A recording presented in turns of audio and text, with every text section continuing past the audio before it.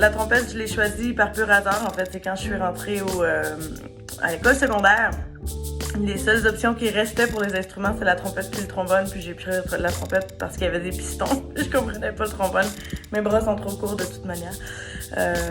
Mais bon, finalement, la vie est bien faite parce que c'est un instrument qui se ressemble beaucoup à ma personnalité, oui.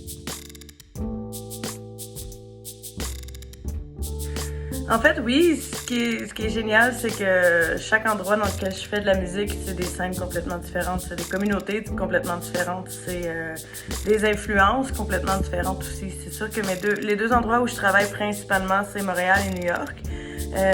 Mais je voyage beaucoup avec mes propres projets, souvent seule, accompagnée de musiciens locaux dans différentes villes ou pays dans lesquels je travaille. Puis, mais c'est ça la beauté du jazz, en fait, c'est que c'est un langage commun un peu partout à travers le monde. Fait que ça me permet d'avoir des conversations musicales à travers ma musique avec des gens complètement, de background complètement différents.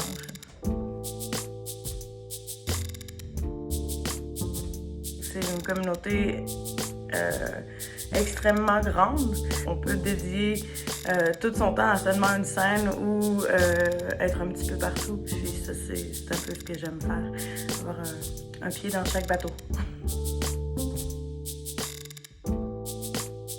Parce qu'on avait commencé la promotion de l'album en janvier 2020. On s'est demandé si on devrait pas retarder, mais comme la promotion était déjà enclenchée, on l'a lancé quand même. On n'a pas pu tourner le projet en Europe comme on a voulu. Par contre, comme tout le monde était à la maison, je pense qu'on a eu un bon retour au niveau des écoutes, puis il y a eu une superbe reconnaissance au niveau des médias. C'est pas fini, en fait, on recommence cette année la tournée du projet. Par exemple, le groupe Climax, c'est la raison pourquoi je suis allée étudier à Cuba. J'ai étudié à l'Institut supérieur de l'art de La Havane en 2008. Puis c'est découlé de l'opportunité de jouer avec le groupe Climax à Montréal, où j'ai rencontré les musiciens, puis ils m'ont connecté avec l'école là-bas. Puis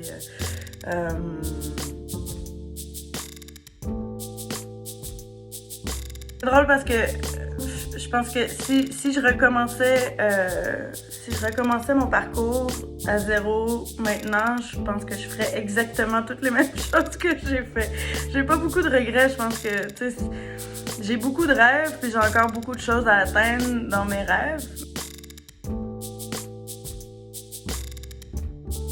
L'an dernier, j'ai adoré participer au camp jazz.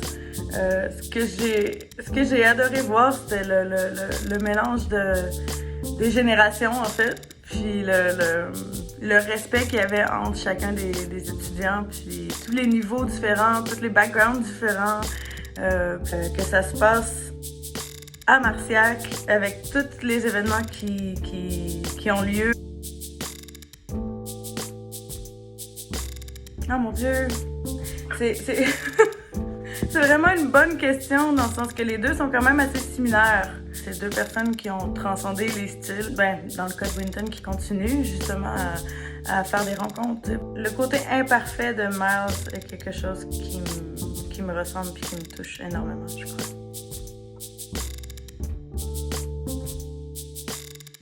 J'ai une feel-good playlist quand j'ai besoin de me changer les idées ou que je me sens triste. Il y a beaucoup de jazz, il y a une pièce de...